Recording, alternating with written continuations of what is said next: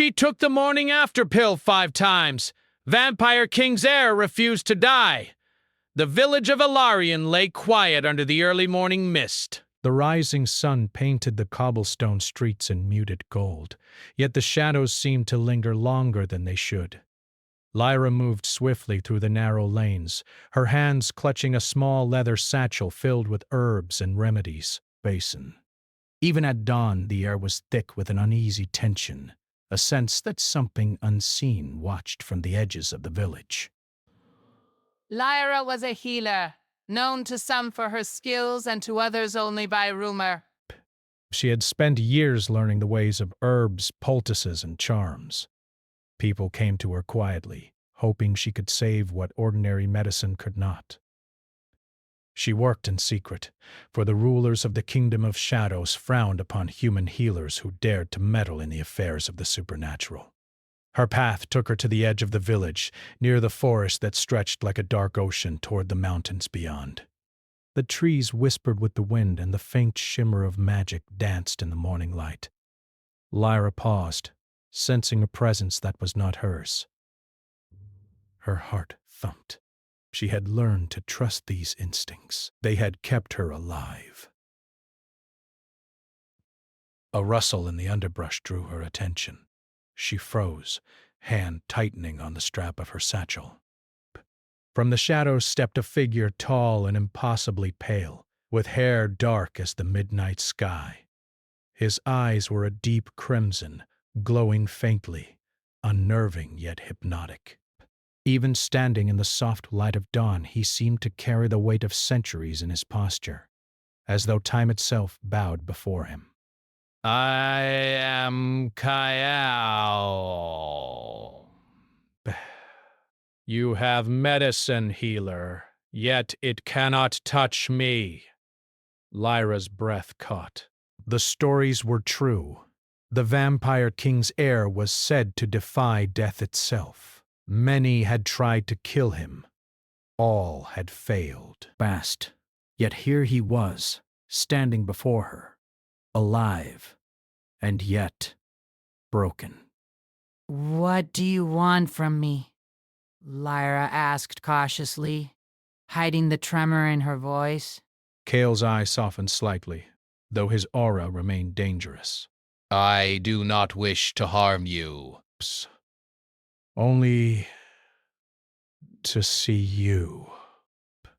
There was an odd tension in his words, a mixture of curiosity and weariness, as if centuries of solitude weighed heavily on his shoulders. He had heard whispers of potions, remedies, charms, and yes, the rare morning-after pills that some said could influence fate itself. 5 times she had prepared them for those who needed them, though never for someone like him. Could her knowledge even reach a being cursed by time? She did not know, and the thought made her uneasy. Kale stepped closer, his gaze never leaving hers. I know who you are. I know your skill, and I know that the crown fears what you might do. Lyra's pulse quickened. The crown...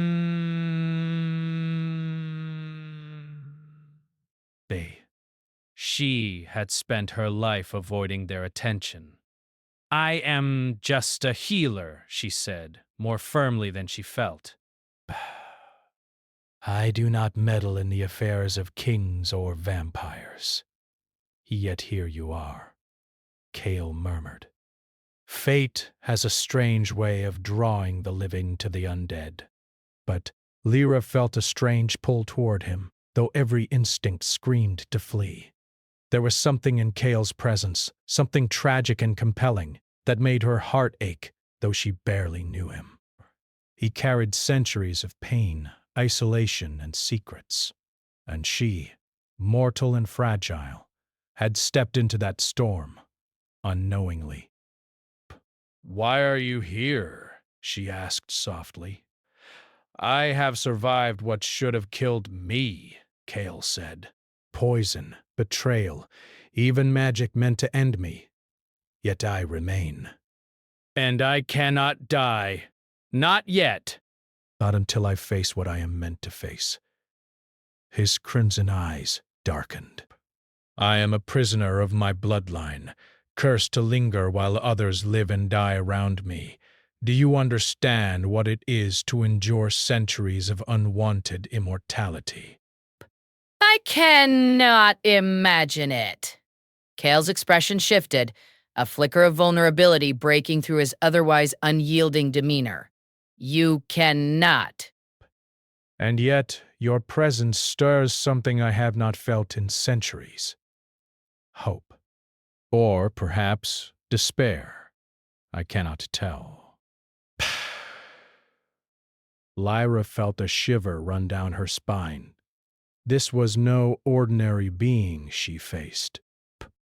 Kale was both danger and longing, a shadow and a light she did not understand. If I cannot help you, she said cautiously, then perhaps I should leave. He stepped closer, close enough that she could see the faint pulse of his veins beneath his pale skin.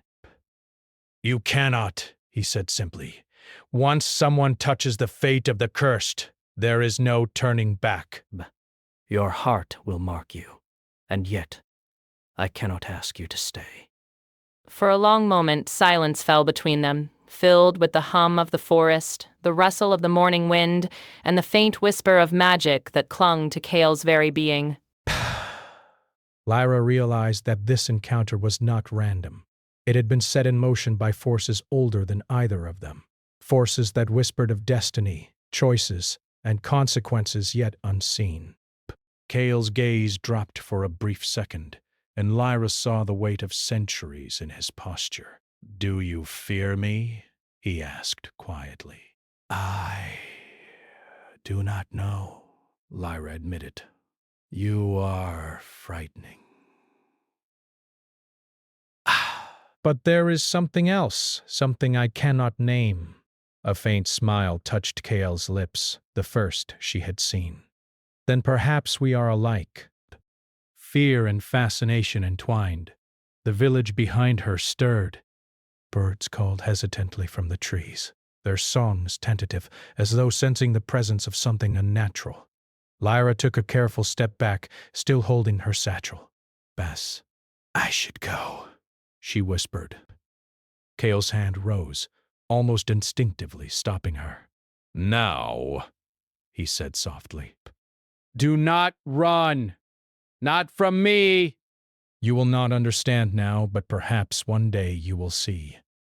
Some curses are unbroken, yet some bonds are unshakable. Her chest tightened. She wanted to turn away, to retreat to the safety of her herbs and quiet life. But a part of her, the part drawn to the mystery, to the sorrow, to the loneliness in his eyes, hesitated. Before she could respond, a shadow moved at the edge of the forest. Lyra stiffened. It was not Kale, but something else. Best, something dark, watching. Kale's gaze followed hers, sharp and alert. Bay. They know you are here, he said, and they will come for you if you linger. The court fears what you might bring to the heir of the kingdom. Your fate is tied to mine now, whether you wish it or not. Lyra swallowed, her mind racing. Fate. Curse. Bond. Bess. Words that sounded like myth, yet they pressed against her chest like iron. She realized that leaving was no longer simple.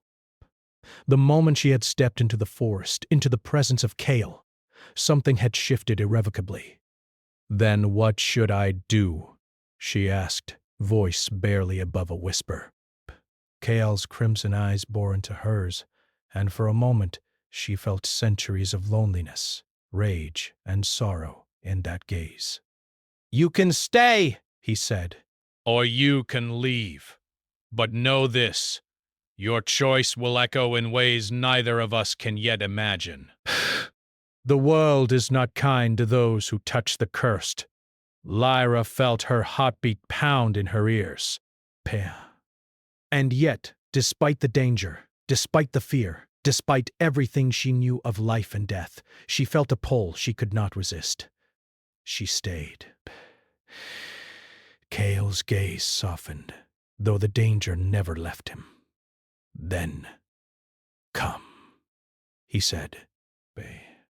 "I will show you what it means to survive what cannot die, and perhaps, together, we will discover what it means to live best." As they walked deeper into the forest, shadows twisting around their steps, Lyra felt a strange mixture of terror and wonder. She had entered a world of immortals, curses, and ancient power. And she knew, with a certainty that made her chest ache, that nothing would ever be the same again. Yet, in the quiet of the morning, as the first rays of sunlight pierced the dark canopy above, Lyra sensed something else, a fragile, dangerous hope. And for the first time in her life, she wondered whether even the impossible could be touched by human courage and by the heart. But as the mist thickened and the shadows deepened, Cale whispered, almost to himself, "Your medicine cannot save me, but your heart might curse you anyway." Lyra's fingers tightened on her satchel. Her journey into darkness had begun, and somewhere in the forest eyes unseen watched, waiting for the bond between healer and cursed heir to ignite a fire that could change the kingdom forever. The forest deepened as Lyra followed Cale along a hidden path. One she would never have found on her own. Shadows shifted among the trees, and the air seemed heavier here, thick with the whispers of things unseen. The world of the human village, with its sunlit streets and morning mist, felt impossibly far away. Now she was walking in a place where time seemed suspended, where every leaf, every stone, and every faint rustle hinted at secrets older than she could imagine. Cale led her without a word, his tall form gliding effortlessly over roots and stones, eyes scanning the forest as though aware of every presence. Lyra kept her distance, feeling both fear and fascination. There was a strange pull toward him, a magnetic force she could not explain. Even with her healer's instincts warning her of danger, she could not resist following. Finally, they arrived at a clearing where the sunlight barely touched the ground. At the center was a small natural spring, its waters glimmering with a pale silver light. Cale gestured for her to sit on a flat rock near the water. "Rest," he said, his voice softer now, almost human. "You will need your strength for what is coming." Lyra nodded, unsure what that meant, but obeyed. Breaths. Her fingers brushed the satchel at her side, filled with herbs and remedies she had carried since childhood. But here, in the presence of Cale, she realized that her medicines might have no effect. His immortality was no ordinary magic. It was a curse that had survived centuries of poisons, charms, and battle. "I don't understand," she said quietly, breaking the silence. "Bess, why are you still alive? Why has no one been able to end your life?" Cale's gaze lowered to the silver water, and for a moment he seemed far away. "Long ago," he said slowly, "my bloodline angered the rulers of this world. My ancestor made choices that led to betrayal and war. The first vampire king cursed me and my line to live, to endure, to carry the weight of mistakes they did not want to face. I cannot die. Not until I face the truth of who I am and what I must do." The weight of centuries, the burden of choices not his own. She could feel it radiating from him. He was not just powerful, he was lonely, trapped in a cage of time, suffering in ways she could barely imagine. And yet," she said softly, "you walk among humans pretending you are like them." Cale's lips curved slightly, not quite a smile. "Pretending?" "Yes. Hiding." Yes.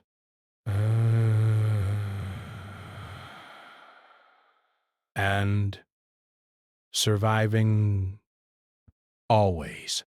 But every century, I am reminded of the curse.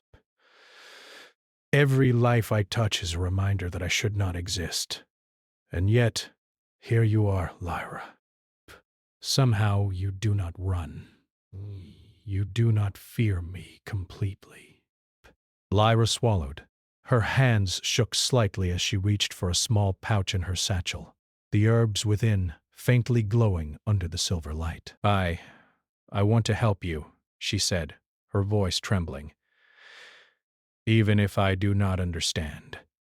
Even if my medicine cannot heal your curse, maybe there is something I can do. Kyle's crimson eyes fixed on hers. For a moment the shadows seemed to shift closer, as if the forest itself was holding its breath. Your courage is dangerous, he said, almost a whisper. And your heart. More dangerous than you realize. To touch a cursed being is to risk yourself in ways no medicine can protect. Lyra nodded, her determination stronger than fear.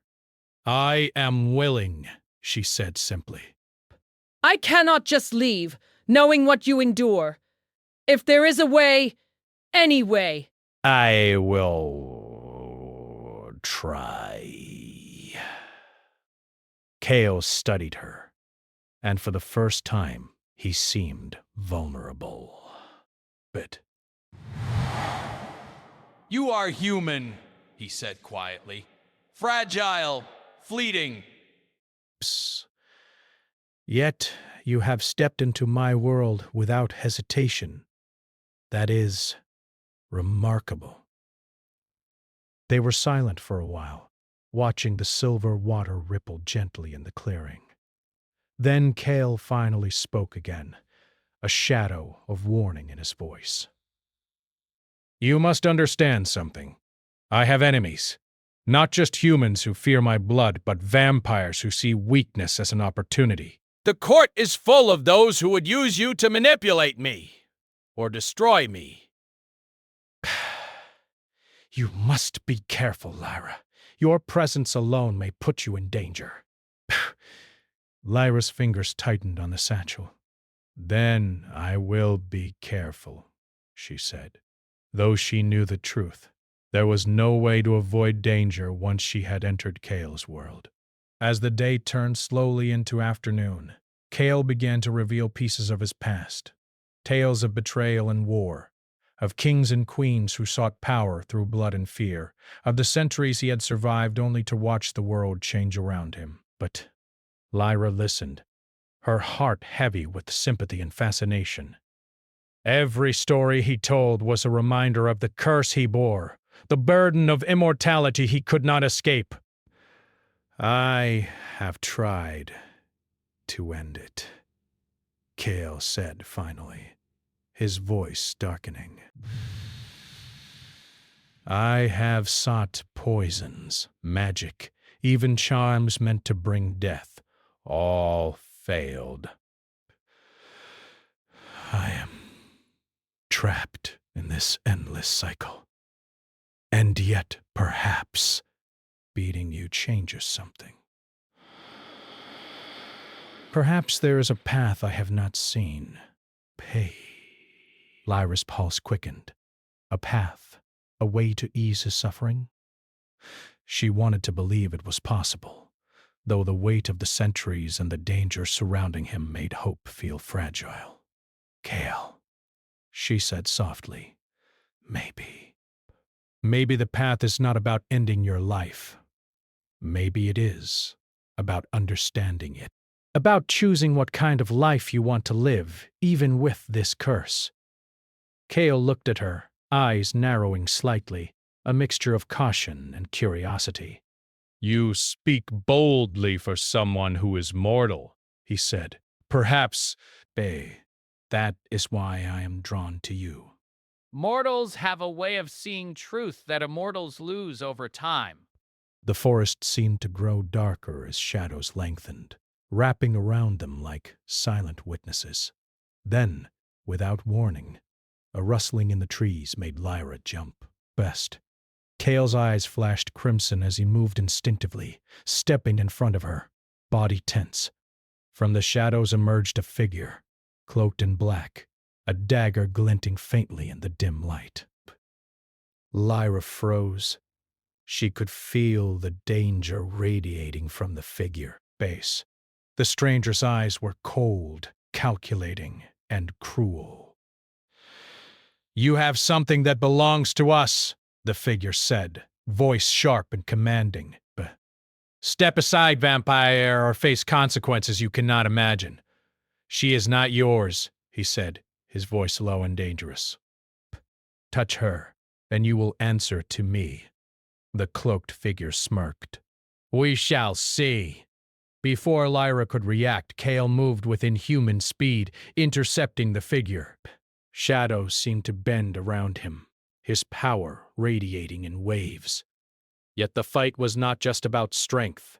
It was about control, precision, and centuries of experience. Lyra watched in awe and fear as Cale defended her, his every movement fluid, almost poetic, yet deadly.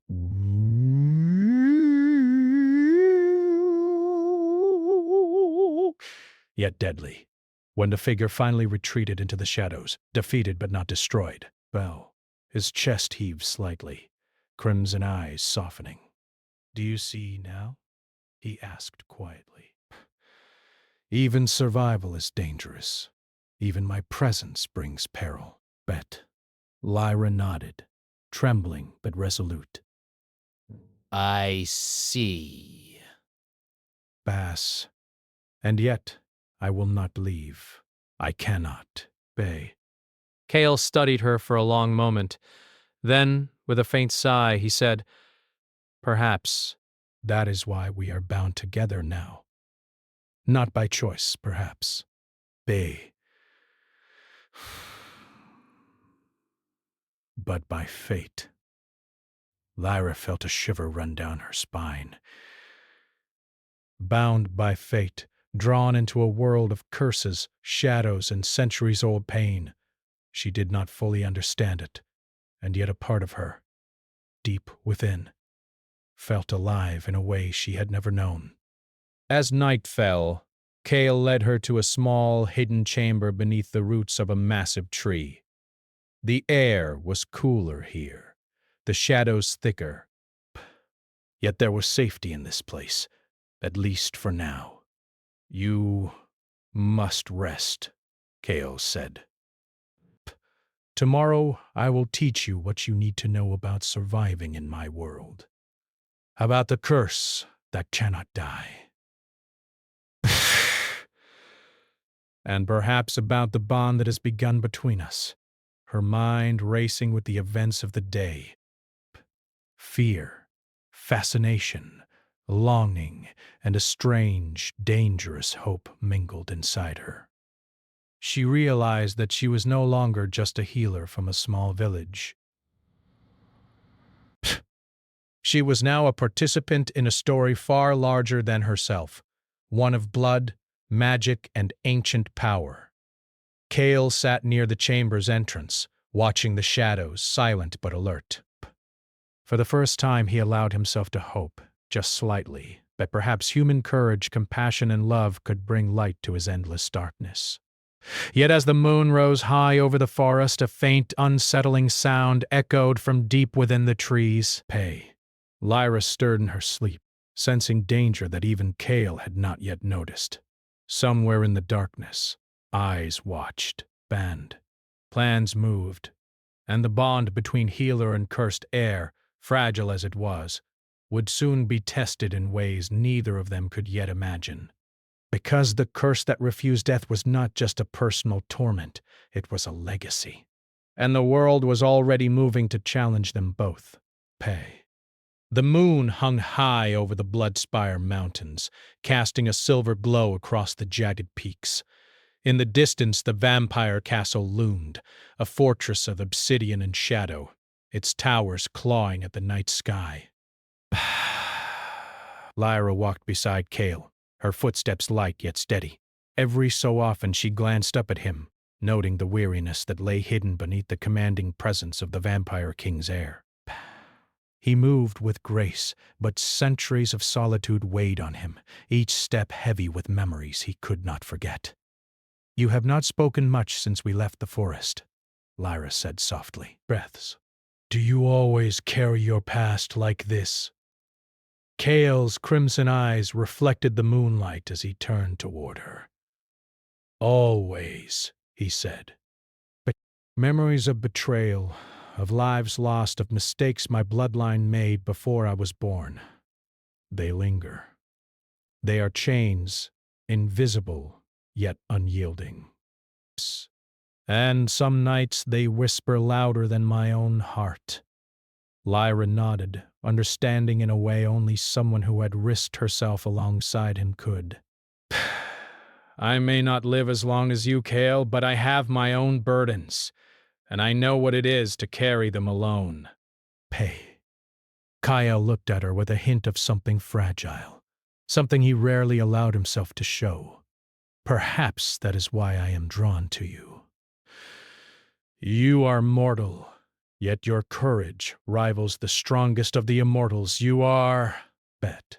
Their path led to a hidden stairway carved into the mountain itself, winding upward toward the castle's entrance. As they climbed, Lyra's thoughts were a tangle of fear, curiosity, and something deeper she did not fully name. She knew she was stepping into a world of shadows, court intrigue, and ancient curses. Yet, alongside Cale, the danger seemed bearable. Somehow his presence made the impossible feel less daunting. At last, they reached the outer gate, a massive structure of black stone etched with runes that pulsed faintly under Cale's touch. He pressed his hand against them, murmuring words older than history, and the gates slowly opened, revealing the vast courtyard beyond. The castle was alive with quiet tension. Shadows moved along the walls, and distant footsteps echoed from the corridors above. Cale's expression hardened. "The court watches me," he said. "They will not welcome a human healer. Some will see you as a threat. Others as a tool. We must tread carefully." Lyra's pulse quickened, but she held her ground. "I can handle it," she said. "I want to understand your world. To help, if I can." Breaths. "Then you must listen and watch, and remember this: power is never what it seems. It is layered with fear, ambition, and blood. And you, mortal though you are, must be ready for the cost of knowing it." They entered the grand hall, a vast chamber of black marble and silver accents. The air was cold, yet elegant, filled with the scent of incense and faint traces of blood. Figures in fine robes and sharp eyes observed them from the shadows, whispering among themselves. Cale's presence commanded attention. His curse, his immortality, and his very aura made the court tremble, yet all eyes soon fell on Lyra, the mortal who dared to step beside him. "Stay close," Cale murmured, "and do not speak unless I allow it." The council of vampires awaited, their expressions a mixture of suspicion, fear, and concealed hostility. Cale bowed slightly, a gesture of both respect and defiance. Then, with a fluid motion, he introduced Lyra. "This is Lyra," he said. "She is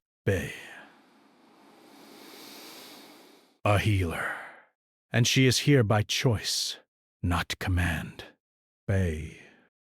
Whispers rippled through the hall. Some admired her courage. Others muttered warnings of danger. Cale did not flinch. He knew that the court would test her, tempt her, and perhaps even threaten her.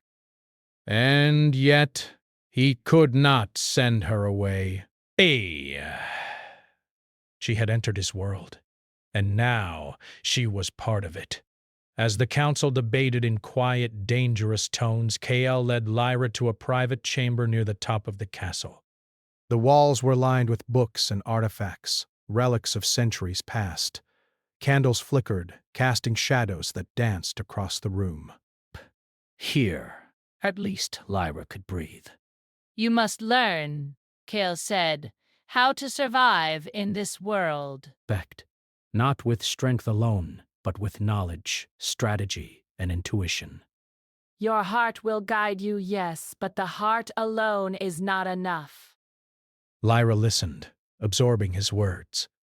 She realized that survival was more than avoiding physical danger. It was navigating deceit, ambition, and the power of the cursed bloodline. And yet, despite the weight of it all, she felt a strange excitement.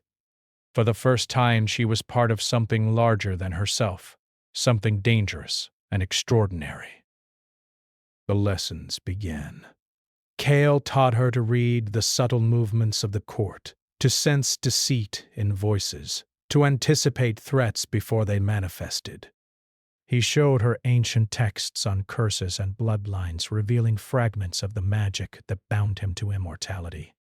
Lyra was a quick learner, her mind sharp and her determination unwavering. Days passed, each one testing her in new ways. Court intrigues, secret passages, whispered warnings, all became part of her life.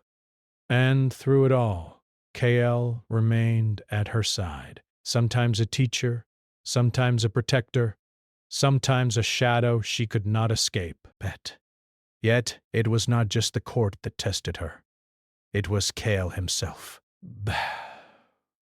He was magnetic, dangerous, and utterly alone in a way that drew her closer even as it frightened her. She saw glimpses of his vulnerability, moments when centuries of pain softened his eyes, and moments when his cruelty and anger flared like fire. The tension between them was electric, a mixture of fear, longing, and unspoken understanding. One night as the moon rose over the castle, Kale took Lyra to the Hall of Echoing Blood, a vast chamber deep beneath the castle, where the spirits of his ancestors lingered. The air was thick with the weight of history, and the faint whisper of voices echoed through the chamber. "You must face them," Kale said quietly. "If you are to understand my world, you must see the shadows I carry. These are the ones who cursed me, the ones who shaped the fate I bear. And perhaps you will see why I have survived centuries alone." Lyra stepped forward cautiously, her heart pounding. The spirits did not move, but their presence was suffocating, as if the air itself remembered the centuries of betrayal and bloodshed. She felt fear, yes, but also awe. Here was history, alive in a way she had never imagined. And Kale's life was bound to it in ways that were both beautiful and tragic. Kale's voice broke the silence. "They will speak to you, if you listen. They will test you, and perhaps even threaten you. But you must remain steadfast. You are mortal." Yet your courage is remarkable. That is why you are here. The spirit stirred, faint whispers filling the chamber. Lyra felt a chill run down her spine. And then from the shadows, a sudden movement. Something alive, something plotting. A figure stepped forward, cloaked and silent, eyes glowing faintly in the darkness. Kale tensed, a low growl escaping him. "They have come," he whispered. "Someone seeks to use you to reach me, to control the curse. You must be ready." Psst. Lyra's fingers tightened on her satchel. Fear and determination mingled within her. She knew that she was no longer just a healer from a quiet village. She was part of a story far larger than herself, a story of blood, power, and ancient curses. And she could not turn away. "Together," she said softly, meeting Kale's crimson gaze. Brand, We face it together. Kale's expression softened, just for a moment before hardening with resolve. Together, he agreed. Bad. As the moonlight reflected off the black stone of the hall, shadows deepened. The danger was near, the stakes higher than ever, and the bond between healer and cursed heir was about to be tested in ways neither could fully anticipate, because survival in a world of vampires, curses, and ambition was never simple.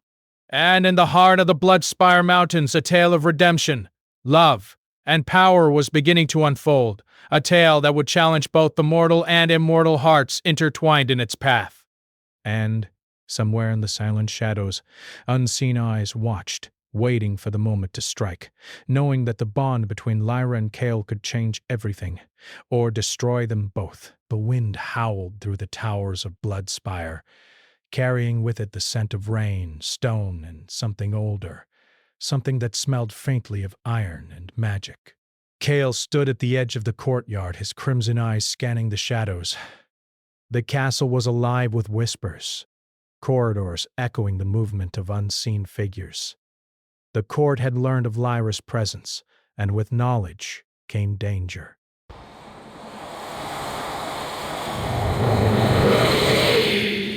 Cale, Lyra called softly from behind him. They are moving. I can feel it. He turned, his gaze softening for a fleeting moment. "I know," he said. "Because." And we are ready. Whatever comes. We face it together.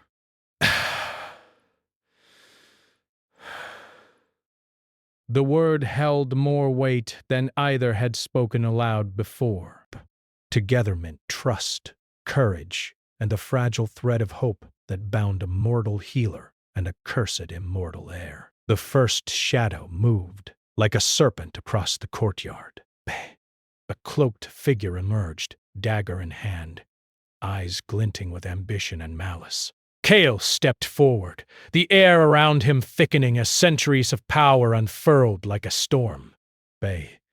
Lyra followed, her hands gripping the satchel of remedies and charms she had carried for years. She knew her knowledge could not end Cale's immortality, but it could help protect him and herself from the mortal dangers that still lurked in a world of magic. "Step aside!" the figure commanded, voice sharp. "The air is mine to control." Cale's crimson eyes narrowed.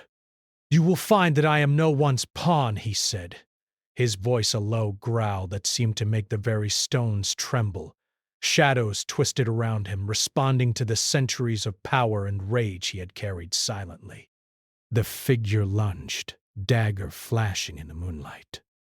Cale moved with inhuman speed, intercepting the attack. The clash was brief but intense. Shadows and light collided as centuries of strength met mortal ambition. Lyra watched, heart racing, feeling both fear and awe at the immortal who had survived centuries of death only to defend her now. She realized then that the danger was not only physical. The threat extended to the court, to the whispers of power and betrayal that had surrounded Cale for centuries. One wrong move could bring ruin to both him and her. Cale struck with precision, disarming the cloaked attacker. Shadows seemed to bind the figure to the ground, immobilizing the threat without ending life. Cale's eyes, crimson and bright, bore into the intruder. "Leave," he commanded. "And tell anyone who dares seek me that the curse is not theirs to control." The figure vanished into the darkness, but the warning hung in the air. The castle was not safe, not yet. Cale and Lyra moved quickly into the Hall of Echoing Blood, where the spirits of his ancestors lingered, restless and watchful. You must understand, Cale said, this curse is more than immortality. It is a legacy of choices, betrayal, and the weight of all those who came before me. To break it, I must confront them, wraths, and accept who I am. Lyra nodded. And you are ready? He hesitated, the centuries of pain evident in the tension of his shoulders. I have feared this moment for longer than you can imagine. Bet. Yet with you.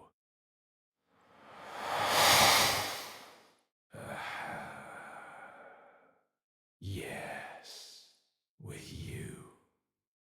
Bass. The hall was vast, dark, and echoing, filled with the whispers of the dead. Lyra could feel the eyes of the ancestors upon them, judging, testing, waiting. Cale stepped forward, and the shadows shifted around him, reacting to the intensity of his presence. The spirits rose, faintly glowing, circling Cale. Their voices were like a chorus of regret, accusation, and sorrow. "Why do you survive?" they whispered. "Why do you carry what should have ended?" Kyle lifted his head, eyes blazing. "Because I am not yet ready to fall," he said.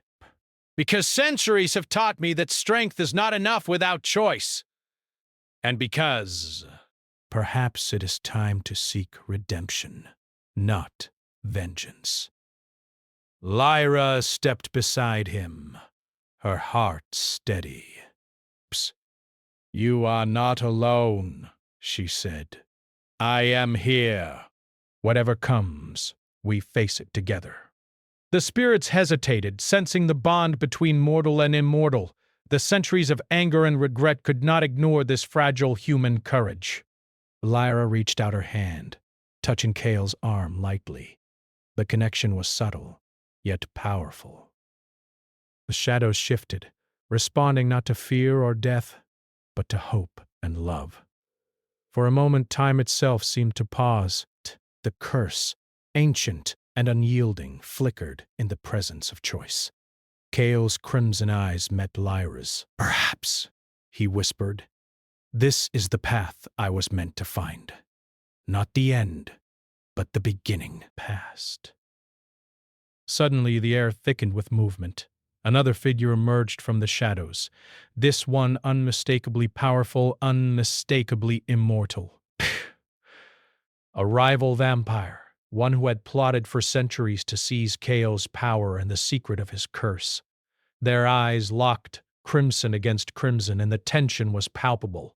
"You cannot escape me, Cale," the rival said, voice like steel. "Your immortality is mine to claim." Cale's shadow extended, coiling like smoke, his centuries of rage and power channeling into a single controlled presence. "You are mistaken," he said. "I am not yours. I am my own. And she," he gestured toward Lyra, "is untouchable." The fight that followed was a storm of shadows and silver light. Cale moved with centuries of precision, while Lyra used her knowledge of herbs and subtle charms to protect herself and him from minor wounds and distractions. Though mortal, her courage and quick thinking made her invaluable, a partner in this battle of power and legacy. Finally, the rival was forced back, retreating into the darkness. Cale's breathing was steady, though his crimson eyes glimmered with exhaustion. Breaths. He turned to Lyra. You are brave, he said softly. "Bye." More than you know. And perhaps your courage is the key to this curse. Lyra shook her head, smiling faintly. "No, the key is you. You must choose, Call.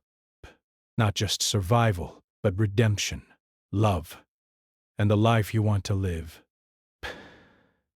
Kyle studied her, the centuries of pain and isolation reflected in his gaze. Then, slowly, he lowered himself to kneel before the spirits of the hall. The shadows and whispers intensified, yet he remained steadfast. "I have lived long enough," he said, voice steady. "I have endured centuries of fear, pain, and guilt. And now I choose to embrace what I have feared most. Love, humanity, and the bond I share with her." Lyra reached out, touching his hand. A warmth spread through them both, subtle yet undeniable. The curse, ancient and unyielding, trembled before the strength of choice, courage, and connection. The spirits wavered, their whispers softening, as centuries of regret and anger began to fade. For the first time, Cale felt the weight on his soul lighten. The curse was not gone. It would never fully disappear, but it no longer controlled him entirely. His immortality remained, but it was no longer a prison. He was free to choose, to live, and to love. Outside, the castle seemed to breathe with relief. The shadows softened, and the first rays of dawn touched the towers of Bloodspire. Lyra stood beside Cale, her heart full, her courage unbroken. Together they had faced centuries of pain, betrayal, and power, and survived. Cale turned to her, eyes crimson but softer than ever before. "You have changed everything," he said. "That, not with magic, not with power, but with your heart. And you have shown me that courage and choice can shape even the darkest destiny." They stood together in the dawn, the world of vampires, curses, and centuries-old power still vast and dangerous, but now filled with possibility. The bond they had forged between mortal and immortal, healer and cursed heir, was unbreakable. Yet, as Lyra looked around the courtyard, she noticed something strange. In the quiet of the early morning, a blood-red flower bloomed at the castle's center, something that had not appeared for centuries. A soft whisper carried on the wind, faint but clear. "The curse may sleep, but it is not gone." He felt it too, a subtle reminder that the world was never fully safe, that danger still lingered, and that their journey was far from over. But for now, they were together. And together they would face whatever the future held. Cale finally allowed himself to smile. A real smile, one untouched by centuries of sorrow. "Let us begin," he said, but not as cursed and mortal, not as heir and healer, but as two hearts facing a world that dared to challenge them. Lyra nodded, her heart swelling with hope and determination. The kingdom, the curse, the shadows, all of it had tested them, but now the dawn was theirs.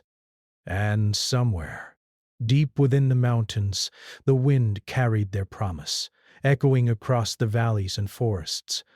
Love and courage can endure even in a world built on blood, shadows, and immortality.